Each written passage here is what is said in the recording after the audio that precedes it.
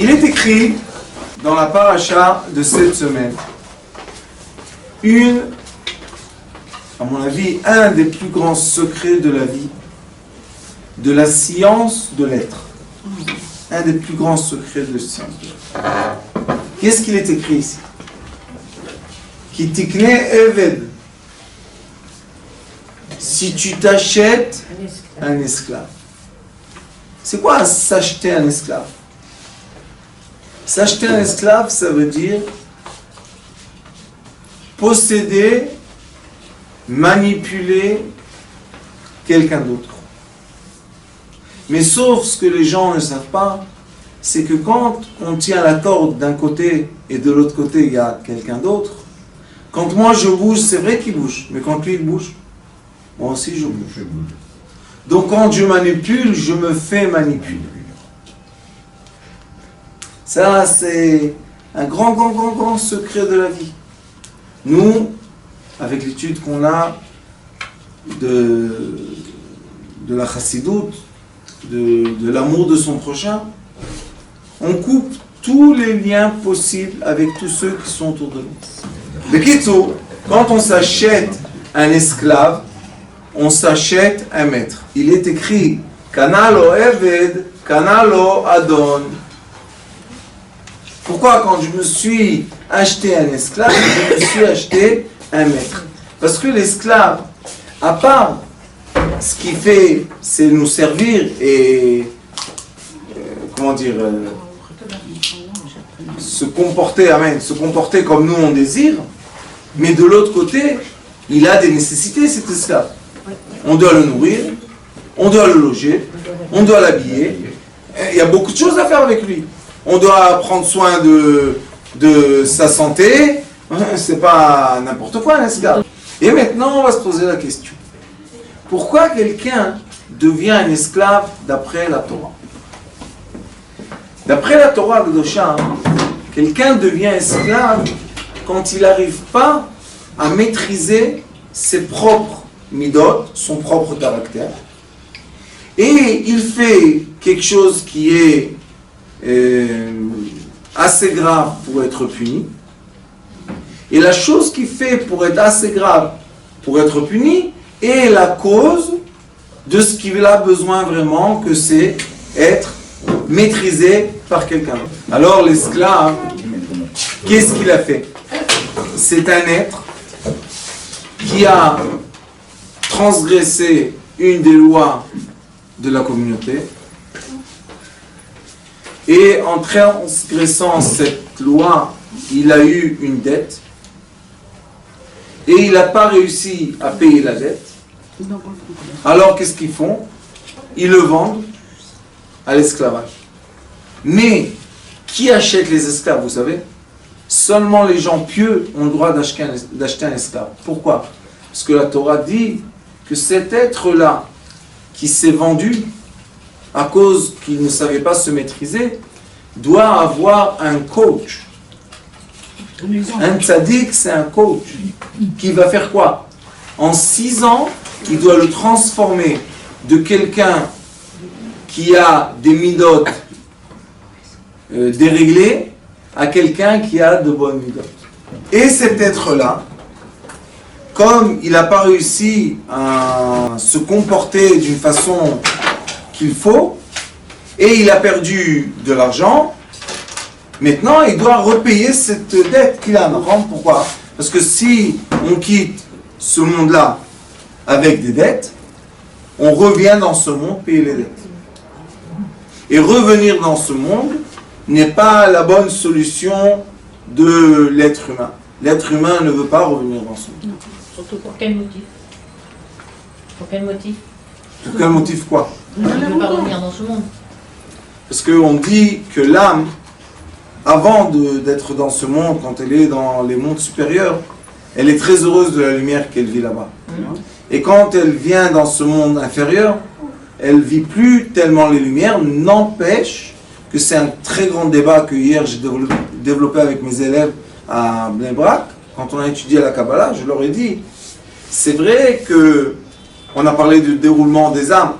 Je leur dis, c'est vrai que l'âme descend dans ce monde. Et quand l'âme descend dans ce monde, il y a deux façons.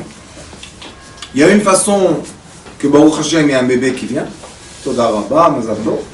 Il y a une autre façon que l'âme n'a pas trouvé sa paix et elle circule. Et elle cherche un corps pour habiter. Et ça, il y a beaucoup dans notre génération, beaucoup, ce problème. Et les gens qui sont habités, ce sont des gens qui ont perdu leur personnalité. Cette âme prend le dessus. Aujourd'hui, dans l'école, je leur ai expliqué exactement où on voit ça quand on veut faire des tests biochimiques. On peut voir exactement où l'âme prend le dessus dans les synapses.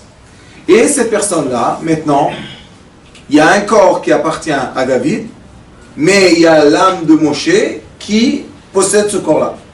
C'est deux façons que l'âme revient dans cette double personnalité, ceux qui sont périodiques, tous ces problèmes-là.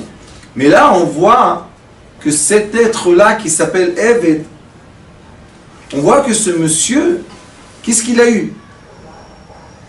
Il n'a pas réussi. La bed, be'alef, en hébreu, si on met un alef au lieu du aïn, ça veut dire qu'on est perdu. Et la lettre alef et la lettre aïn, ils se changent. Ah, c'est les lettres qui viennent de la gorge. Et on voit que cette personne-là, elle est perdue. Pourquoi elle est perdue? Parce qu'elle n'arrive pas, dans les rôles de la société, à adapter son caractère pour se comporter comme il faut. Pourquoi il y a la police? C'est écrit dans le Torah. Tu dois mettre des policiers pour qu'ils fassent quoi? Qu'ils préservent l'ordre. Pourquoi on a besoin de préserver l'ordre? Parce qu'il y a des gens dans toute société. Il y a des gens que leur caractère est plus fort qu'eux et ils sortent de la mesure. Ils sortent des limites. Donc les policiers, ils les remettent dans les limites. C'est ce qui se passe ici. Alors les policiers l'attrapent et ils vont maintenant chez le juge. Le juge dit, si tu dois à quelqu'un 100 000 shekels, tu dois travailler telle et telle année, on voit la valeur de ton travail, et le monsieur qui t'a acheté, il va payer la dette, et toi tu vas donner ton temps. Ça c'est un Eved ivri. Mais cet Eved-là, notre question est, pourquoi, à la fin des 6 ans, quand il est libre, et son maître lui dit, tu sais, la Torah m'oblige pas à te faire sortir seulement libre. Tu vas sortir avec des moutons, avec du vin, avec de l'argent, tu vas sortir plein. Ça veut dire quoi sortir plein? Tu vas sortir tellement plein que tu n'auras pas de besoin pour retourner faire la bêtise que tu as fait. Et si nous, on se serait comporté comme ça, on aurait eu une société qui est un peu différente. Et maintenant, je veux rentrer avec vous dans un grand débat que j'ai eu il n'y a pas longtemps, tribunal en Israël. J'ai chez moi un prisonnier qui habite chez moi à la maison. Je tends entre 2 temps, il est chez moi. Bon, quelques mois déjà. Et maintenant, il y a une grande question. Quelle est la question? Qu'est-ce qu'on doit faire avec quelqu'un qui est sorti des mesures et s'est comporté contre la loi de la société? Est-ce qu'on doit faire comme dans certains pays où si quelqu'un vole, on lui coupe la main? Et j'ai assisté une fois dans un endroit en Chine, j'étais dans un village, et j'ai entendu des cris. J'ai dit, pourquoi ils crient? Qu'est-ce qui se passe? Il m'a dit, il y a quelqu'un qui a été attrapé. Ils n'ont pas le temps, ni des juges, ni de rien du tout. Ils sont dans un village. Vous savez qu'est-ce qu'ils font que Dieu nous en préserve? On coupe la main. Allez, vaille. Il y a des cochons qui mangent des gens. Oui. Vous savez qu'est-ce qu'ils font? Ils le mettent au milieu de la ville, dans une cage comme un chien. Ouais. Et ils font entrer 2 cochons comme ça devant, et bon, Hachem, tout le monde voit. Oh là là. Et je vous dis, des mois entiers, personne n'ose voler. Personne. De quoi? Ça, c'est une façon. C'est quoi la façon? Punition. Vous connaissez ceux qui ont un certain âge ici, Avant, il n'y avait pas de prison. La personne, on le prend, ou bien il va travailler dans les mines, Oui. et il va mourir là-bas, ou bien on le tue, et c'est fini, qu'on a besoin de lui autour de nous. Mais il y a aussi une autre façon que nous dit la Torah. Qu'est-ce qu'elle nous dit? Cet être-là, à son origine, il n'était pas comme ça. Chaque bébé, quand il est né, tout le monde vient, Mazal Tov, comme il est mignon, comme il est beau, comme il est... Alors pourquoi cet être-là est venu à faire cette faute? Il y a un endroit qui s'appelle Mitzvat Egla Arufa. C'est quoi Egla Arufa? C'est que quand, dans un endroit entre deux villes, il y a quelqu'un qui a été assassiné, les sages, le Bédine de la ville est convoqué à la place où on trouve l'être qui a été assassiné. Et ils mesurent de l'endroit quelle ville est plus proche. Et la ville qui est plus proche, le Bet Adin, doit faire quoi? Doit faire un sacrifice dans l'endroit où l'être humain a été assassiné. Et vous savez qu'est-ce qu'ils doivent dire?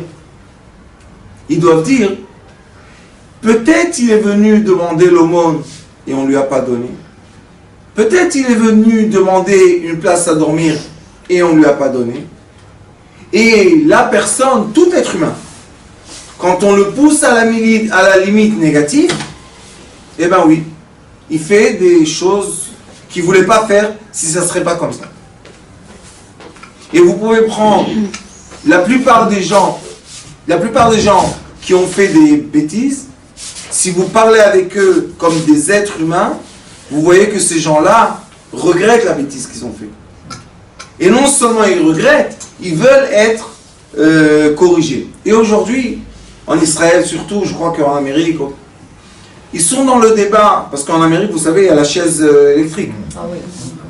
Il y a le grand débat, est-ce qu'on doit punir une personne par la mort, ou bien on doit corriger la personne? Et la Torah dit, dans certaines transgressions de la personne de la loi, on doit la prendre chez soi et l'éduquer à nouveau. Une nouvelle éducation. Même s'il l'a tué? Non. En tuant, il y a quelque chose d'autre. Là, on parle de quand quelqu'un il a pris une dette, Oui. et il n'a pas réussi à payer, et il doit payer. Comment il paye? Dans son travail. Mais il n'a pas d'argent. Alors quelqu'un achète ses années de travail, il paye à sa place la dette, et il le prend chez lui. Maintenant, celui qui peut prendre chez lui, c'est seulement quelqu'un qui est un tzaddik. Pourquoi? Parce qu'il est écrit, si tu t'es acheté un esclave, tu t'es acheté un maître.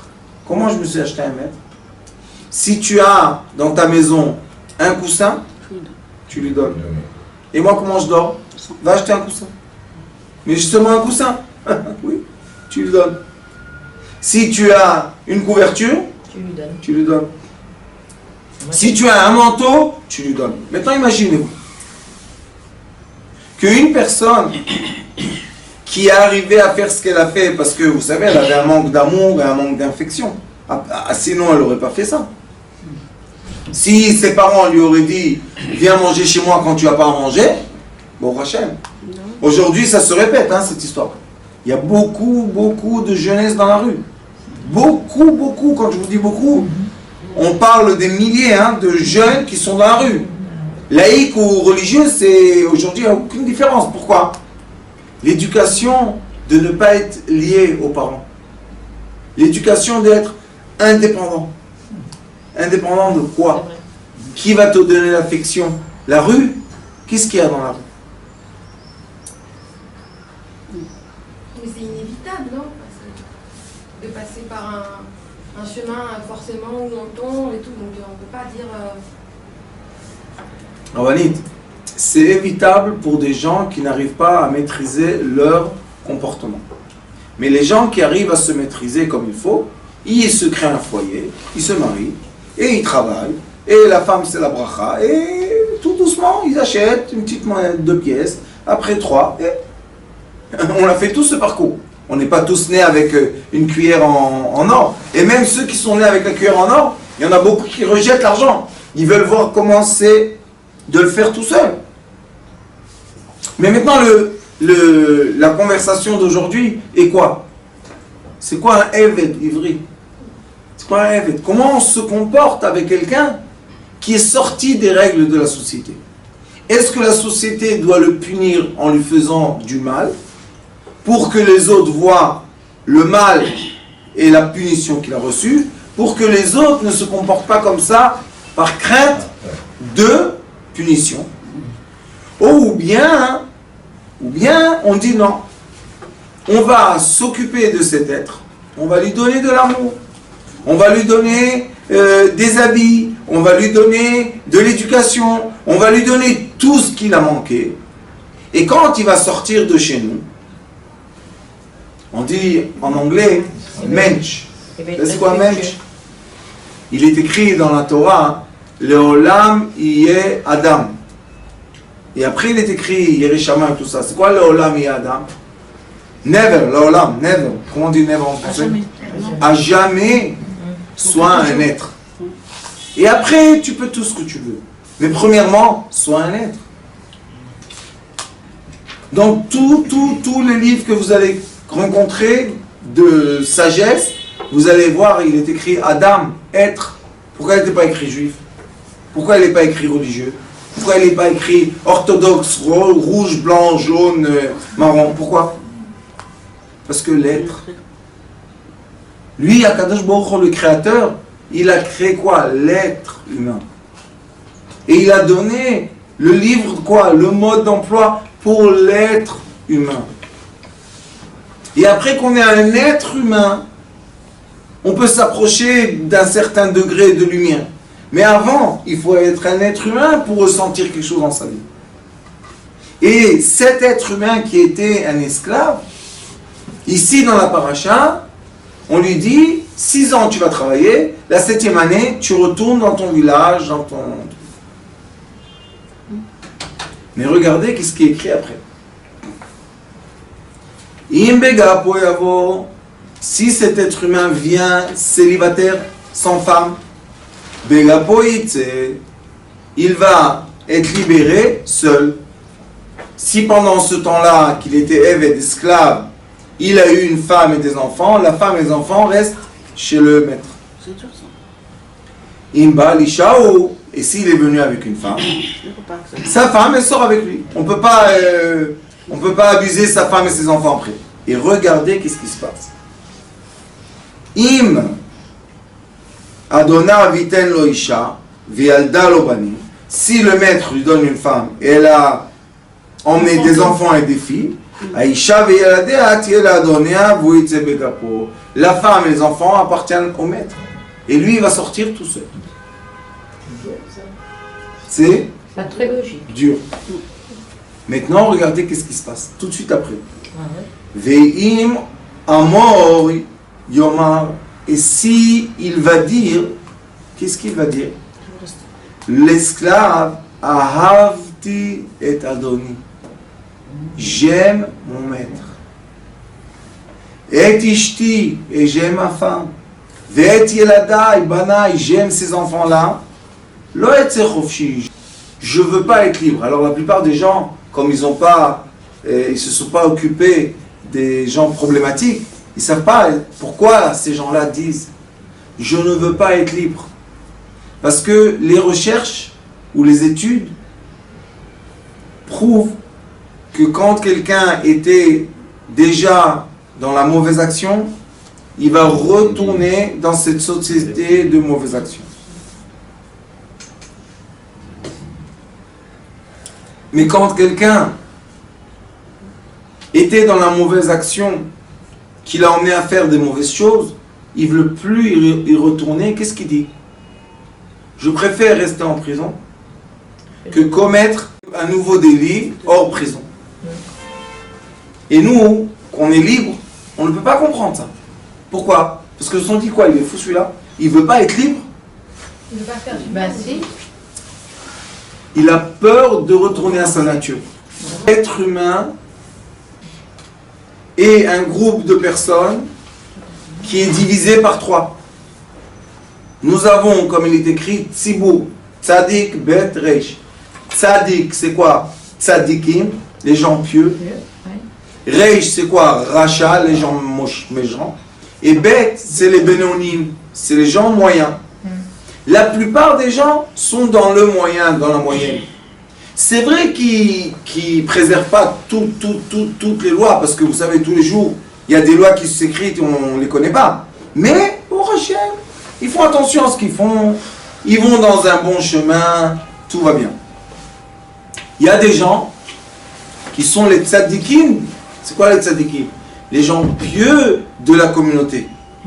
C'est les gens qui sont l'image qu'on veut copier. C'est les bergers d'un troupeau. C'est les chefs d'une société. C'est les chefs d'une famille. Vous voyez, on peut les voir. Et qu'est-ce qu'il y a? Il y a les méchants. On a une bougie. Emmène-moi une bougie. Mais en nous, en chaque être humain, il n'y a pas ces deux côtés. Il y a trois. Oui, c'est trois côtés. Il y a. Ça veut dire parfois comme ça, parfois comme ça.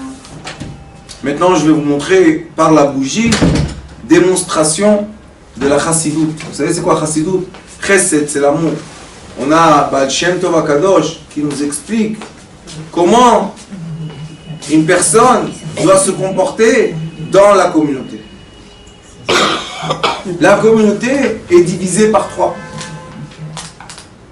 Et quand il y a un esclave, qu'on va dire un homme méchant, qui a été vendu, pourquoi cet homme-là ne veut pas de liberté?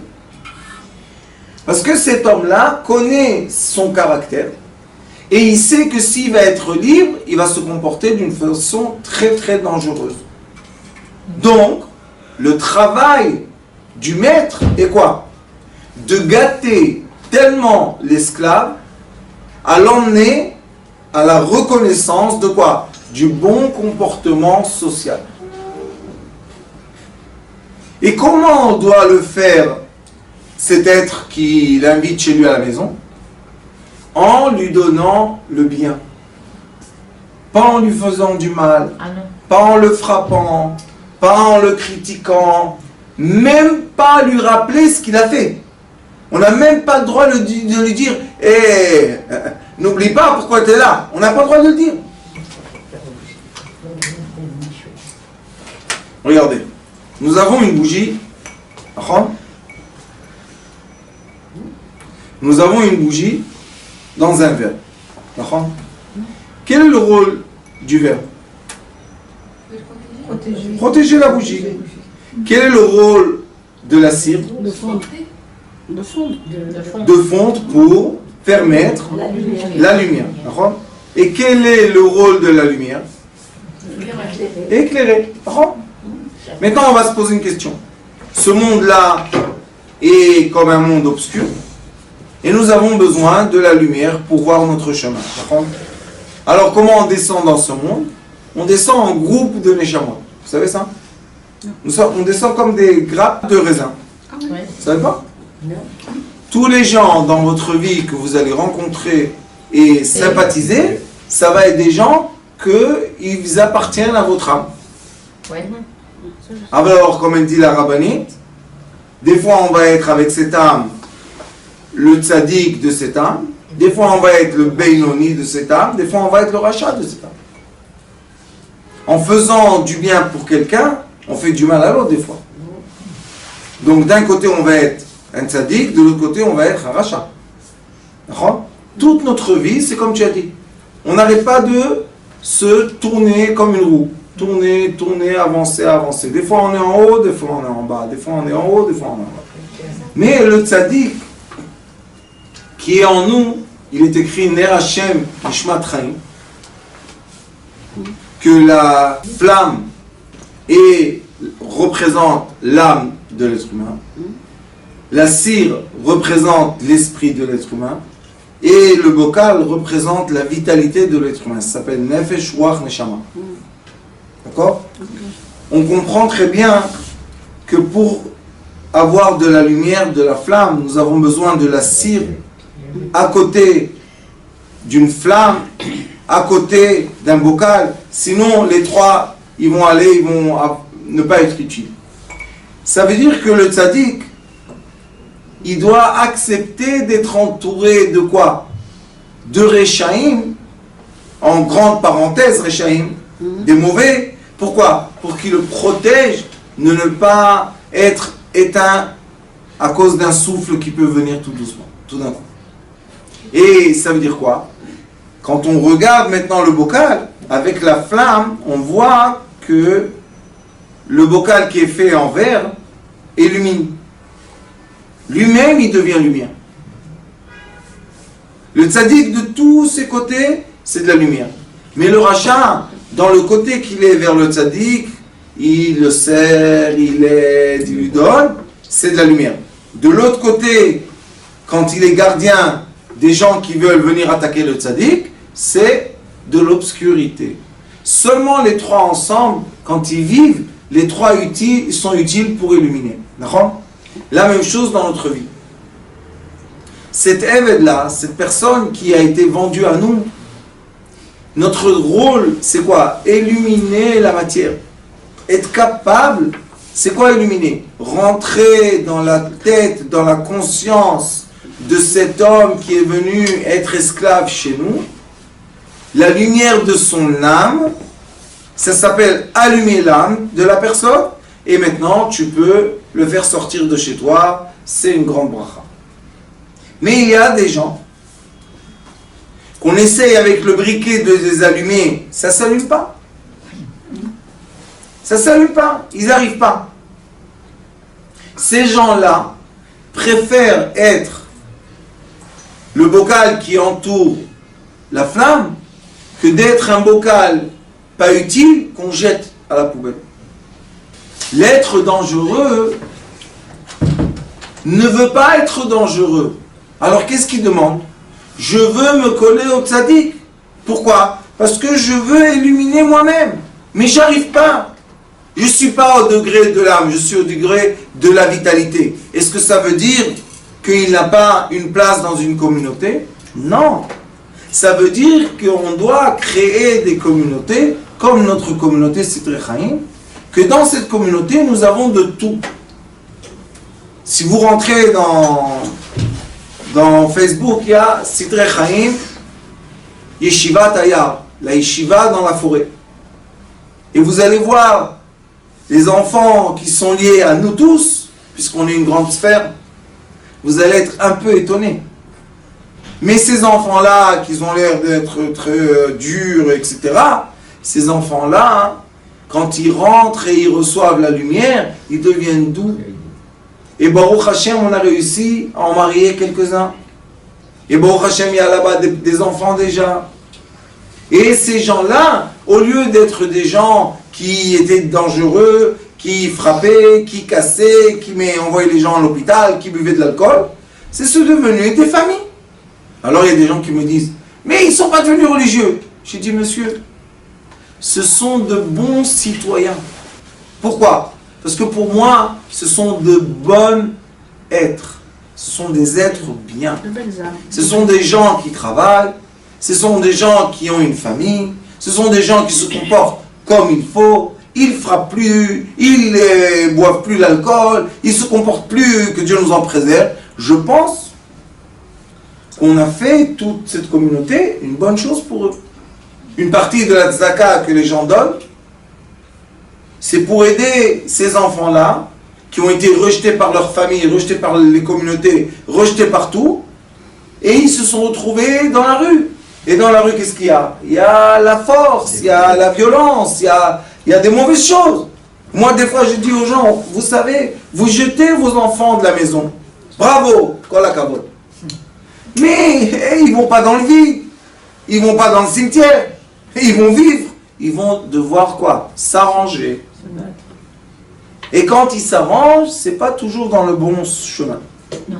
Est-ce que ces gens-là sont méchants? Non, pas forcément. Non, pas forcément. C'est le Eved.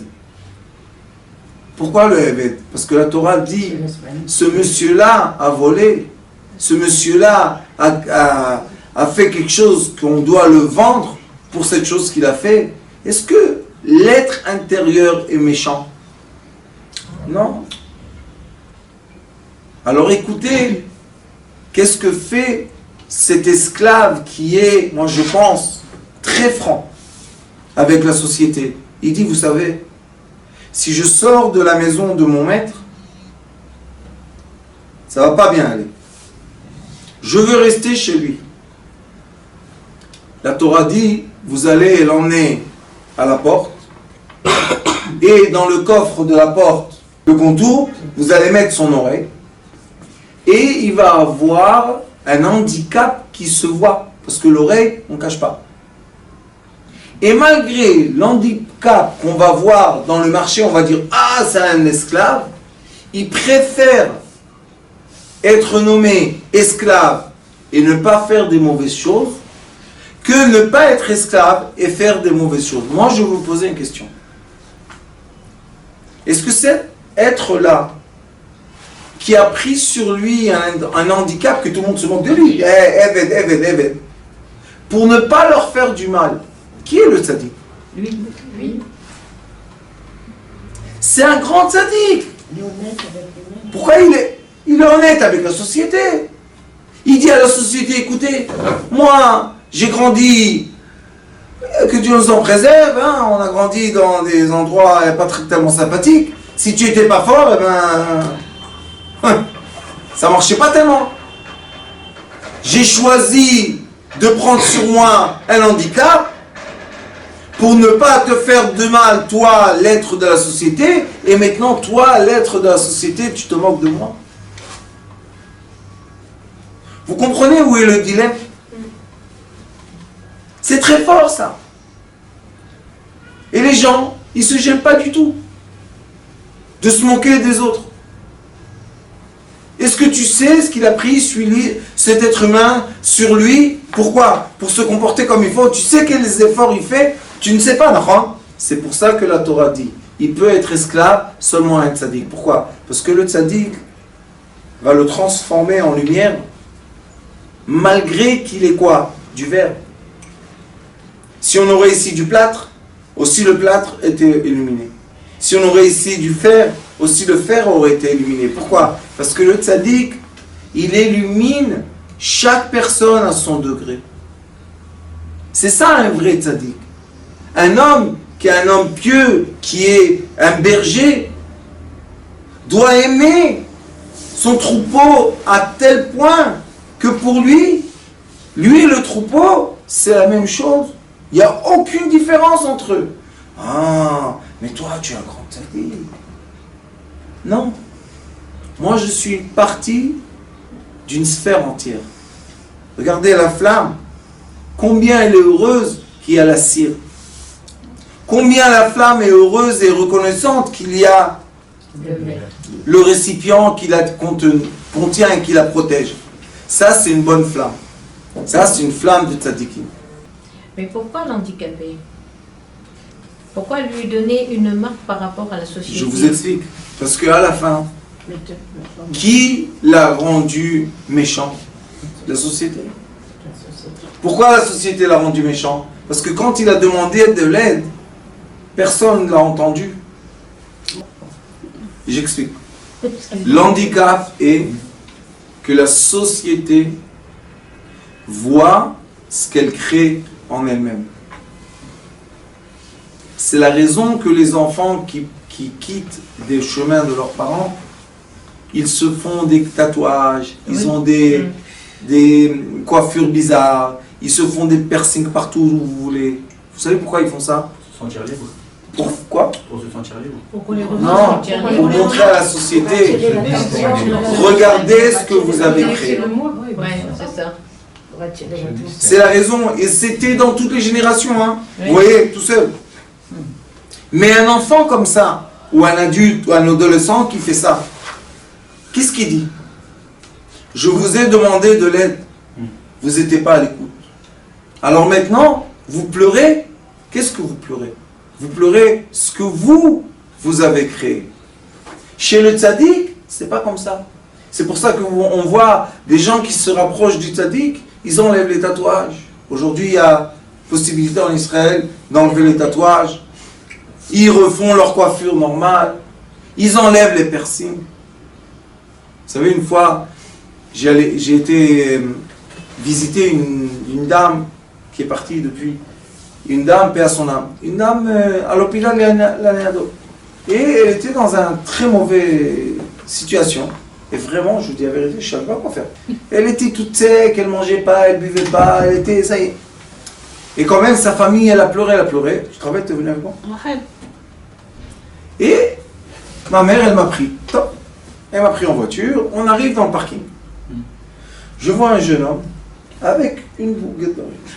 J'ai dit, Ya Rabbi, merci. Voilà la solution. Elle me dit, qu'est-ce qu'il y a? Je leur dis, avant de avancer, j'arrive. J'étais pas avec la canne avant, j'étais comme ça. Je lui ai dit, dis-moi mon frère, t'as jamais eu la chance de sauver la vie de quelqu'un? Elle m'a dit, t'as bu quoi toi? Je lui ai dit la vérité, j'aime bien Absolute, mais ce n'est pas le cas aujourd'hui. Elle m'a dit, pourquoi tu parles avec moi? Tu es un rabbin? J'ai dit, oui, je suis rabbin. Elle m'a dit, alors pourquoi tu parles avec moi? Le pauvre. J'ai supplié, j'ai pleuré. J'ai dit, fais-moi plaisir, aide-moi. Il m'a dit, mais comment je peux t'aider? Le pauvre, à la fin, il ne savait plus quoi faire. Il a rencontré... Il m'a dit, qu'est-ce que je peux faire? J'ai dit, qu'est-ce que tu es prêt à faire pour sauver la vie d'une dame qui est à l'hôpital? Il m'a dit, quelle est la question? Tout. J'ai dit, ce mot-là qu'il a sorti de sa bouche, c'est une force, vous comprenez pas? Parce que lui, il a son truc, il est plus à l'école, fanfaron, il travaille dans un parking pour gagner un peu d'argent. Lui, il a été rejeté de la société. Hein? Il ne fait pas ce qu'il doit faire normalement, être chez lui à la maison, faire les devoirs, aller à l'école, faire les examens, recevoir son bac, une vie normale. Mais lui, il doit survivre à tellement jeune. Top. Il m'a dit, bon, qu'est-ce que je dois faire? J'ai dit, donne-moi ta boucle d'oreille. Il m'a dit, quoi? Je lui ai dit, la seule chose que tu dois faire, c'est me donner ta boucle d'oreille. Et je vais la donner à cette dame, et je vais lui dire que cette boucle d'oreille va lui sauver la vie, et tu verras que tu vas lui sauver la vie. Il ne savait pas quoi faire, le pauvre. Et si après il remet une? Ça fait rien. Et juste fait faire le geste? Le geste pour qui? Pour une dame. Une vieille dame. Il a donné. Vous savez qu'est-ce qu'il a fait? Pour lui, vous savez, enlever la boucle d'oreille, c'est honteux chez les gens dans la rue et tout. Quoi, on t'a... Il a enlevé la boucle d'oreille. Vous savez qu'est-ce qu'il m'a dit? Chitié Bria. J'ai pris la boucle d'oreille. Moi, j'étais sûr que ça allait, c'est fini. J'arrive, je vois la dame. Déjà, elle était réveillée. Ah, monsieur le Rav, vous êtes venu malgré, merci. Je lui dis, non, pas moi, merci. Regarde la boucle d'oreille. Je dis, tout ça vient ça. Je lui dis, je te donne cadeau, un camé. Vous savez c'est quoi un camé? C'est un objet qui donne de la chance. Elle me dit, pourquoi? Je lui dis, parce qu'il y a un jeune homme là-bas, dans le parking, qui a enlevé cette boucle d'oreille pour que toi, tu sors de l'hôpital. Je te la donne. Elle a pleuré. J'ai dit, maintenant, ces larmes vont entourer cet enfant de beaucoup de lumière et de réussite. La vérité, je n'ai pas vu qu'est-ce qui s'est passé avec lui dans la vie parce que je ne le connais pas. Mais je suis sûr qu'il a pris de bonnes décisions après. Je suis sûr. C'est quoi ça, vous savez? Regardez. Il a donné une partie de lui. Regardez, c'est quand la flamme illumine le récipient. Le tafkid du tzaddik, c'est pas moi, hein, Non. il y a des autres. Mais non, moi je n'ai pas la patience d'être là-bas dans ce... La tafkid du tzaddik, c'est quoi? C'est d'illuminer les gens qui l'entourent. Il doit regrouper le troupeau et illuminer le troupeau. Vous savez comment on illumine? Seulement en une chose. Aimer. Ahava, c'est echad. Ma c'est echad, c'est quoi un? Echad, un, ça veut dire que nous, si on est la flamme, non, je ne suis pas une flamme. C'est tu vois, tu n'es pas une flamme. Voilà, on te voit flamme. C'est pas la flamme. Je suis la cire, je suis le récipient et je suis la flamme. Où on a étudié ça? Mon cher Rabbeinu, avant de partir d'Égypte, il a dit à Pharaon, Betsonenu uvkarenu nilech. Vous savez combien? 3 coups Égypte a reçu à cause de ce débat. Je veux sortir avec la bétail la petite bétail et la grande bétail. Maintenant, pourquoi tu insistes avec la bétail? Sors, ça y est. Le Zohar HaKadosh nous dit, vous savez c'est quoi la bétail? Be'irim. C'est quoi les Be'irim? C'est les gens ignorants. Be'irim, c'est les gens ignorants. L'ignorance, c'est quoi? Ishba'ar lo yada orsi lo yavin et zot. Mais en araméen, Be'irim, c'est quoi? C'est de la bétail. Les gens ignorants, c'est de la bétail. Et Moshe Rabbeinu, quand il dit la paracha Nitzavim, Va'atem Nitzavim kulchem hayom, rashechem, tapechem, v'choule, on n'entend pas, où est le mot Be'irim? Où sont les Tsonen ou Pkaren, où ils sont partis? La réponse est que Moshe Rabbeinu, c'était un berger tellement bien, tellement qu'il aimait tout le peuple d'Israël, qu'il a transformé tout le monde en quoi? En être. Et c'est ça le rôle qu'on doit travailler cette génération. Les bergers qui se ressentent, c'est un sentiment d'être un berger, vous savez, c'est quelque chose qui est intérieur. Il faut qu'ils aillent regrouper, assembler autour d'eux 2 personnes, 3, 4, c'est pas important la quantité. Et leur donner tellement d'amour pour qu'on dévoile dans la matière la lumière. Et ça, beaucoup de lumière comme ça, ce sera Mashiach. Baruch Adonai Leolam. Amen.